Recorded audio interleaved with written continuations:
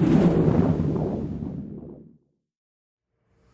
my name is Christopher Lai, and I am one of the student engineers for the Cal Poly Pomona Battery Vending Machine project.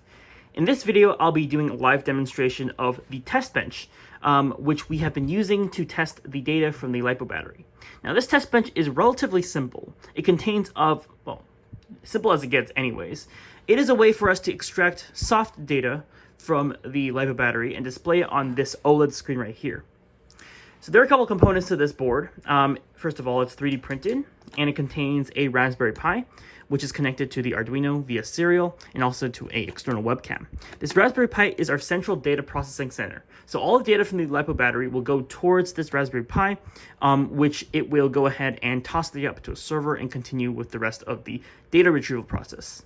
Next, there's a control panel up on the top right corner, which has just buttons in order for you to navigate through the multiple menus inside the OLED screen. Next, we have this small breadboard, which consists of the OLED. The OLED is pretty much a display connected to the Arduino, which is powered by I2C communication and allows for debugging. Allows us to see what's going on internally of the Arduino, so it's mainly as a debugging tool. Last, we have this really big breadboard on the bottom here, which consists of four 400-pin smaller breadboards. And it consists of the voltage dividers and also a bunch of power MOSFETs in order for us to simulate what it's like to charge the battery. Now, of course, since we're doing this with Forest LiPo batteries, we have to take precautions because Forest LiPo batteries are highly volatile, which means that shorting the pins will cause a great big fireball, and this would not end well generally. So we are testing this using our Forest LiPo batteries inside the battery chamber.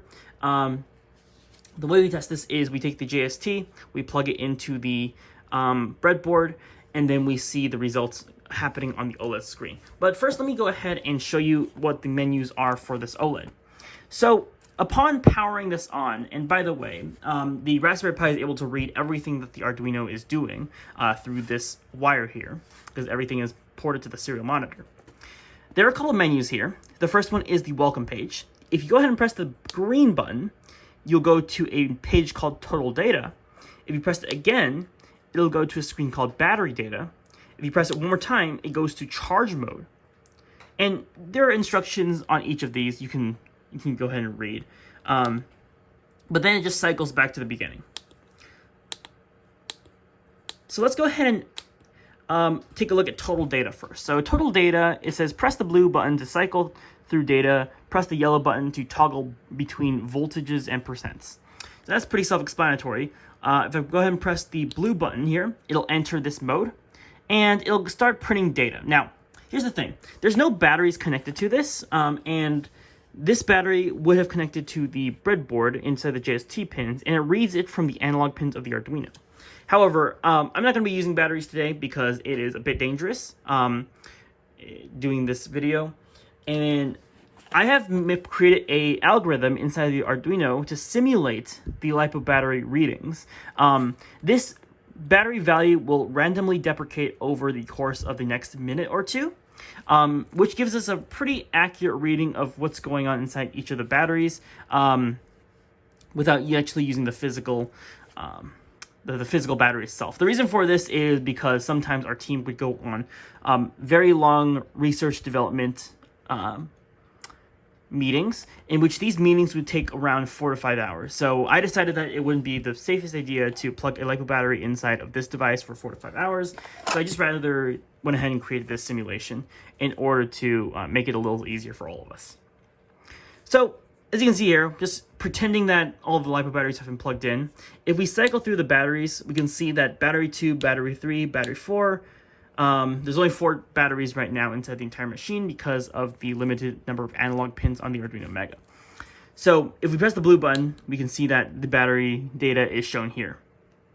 And this number is just a random number, a smart random number between a certain range that we have specified, which simulates the actual LiPo battery data itself. So if I go ahead and press the yellow button, you can see it cycles between voltages and percents, and it saves the settings for you as you go along with the other batteries. Of course, you can go ahead and change back to voltages if you want. That's pretty cool. The next mode is battery data mode. So in battery data mode, we press the blue button to cycle through data, and we press the yellow button to toggle between voltages and percents. So these are 4S LiPo batteries, which means that there are 4 individual cells, which can each go up to 4.2 volts. Through these JST pins, by the way, this is how balance charging works. It's really useful for us to see the individual voltages of each of the cells, such that we can see if the LiPo battery is using its charge efficiently. So in a proper LiPo battery usage, you would want the charge to drain from each of the cells equally and not one at a time, because this one-at-a-time action is really dangerous. These cells cannot drop below about 2.2 volts to 2.5 volts. So it's really key to keep track of the voltages in each cell. And this setting just does just that. So if I go ahead and enter this setting, we can see that we get a more detailed view at each of the batteries. It tells us the voltage in each cell. And I've been running this for about 1 to 2 minutes here, so you can see like these voltage readings are actually not at full capacity anymore. The range seems to have deprecated a bit, so it's not going all the way up to 4.2 volts. But anyways, we can see the voltages from each of the cells on the OLED screen. And if I press the yellow button, I can see the percents. It's pretty useful for just seeing exactly what capacity my battery has at the current moment. And then I can go, of course, cycle between batteries 2, batteries 3, changing back to voltage, battery 4, and going back to the main screen. So it's a pretty useful setting. The last thing I'm going to show you guys is the charge mode. So under charge mode, what happens is that we are simulating what happens if we want to actually manually activate this, the battery charging system. So if I enter it, you can see that the battery 1 is currently off, and it's connected to each one of these 30N06 MOSFETs. These MOSFETs are voltage control switches, and if this pin connected to the digital pin is turned on, then the MOSFET enters saturation mode, allowing the LED circuit to complete, turning it on. So in a real circuit, this would actually have a wire connecting it to the battery and allowing the battery to charge, also having this LED as an indicator. So we can manually charge each battery if we want to, based on this simulation. And we can go ahead and go to the next battery, like battery 2. And if we state this is on, it'll save the setting for the next one. So you see the third one is also on. If you want to turn it off, go ahead and press the yellow button. And now it's off. And cycling to the next one, let's say I want to turn battery 5 on. And I've done just that. Cycling to the next one. Let me turn this off. Let me turn this on. And look at the last one, just turning it off. So now I have created kind of a manual charging system. We can see from the LEDs here that these batteries with the LEDs light up have the MOSFET in saturation mode, therefore it would be charging in a real scenario. And of course, you can go ahead and cycle back to turn all these off if wanted. So all of the data that I've just presented is written into the serial monitor, and it is read by the Raspberry Pi. There is no code running on the Raspberry Pi, and in a real scenario, it would be creating a socket connection with the server and taking this battery data and using it in the graphical user interface. So that concludes the demo for the Testbench that we've been using to help us program and see some of the data from the LiPo battery using a hardware embedded microcontroller.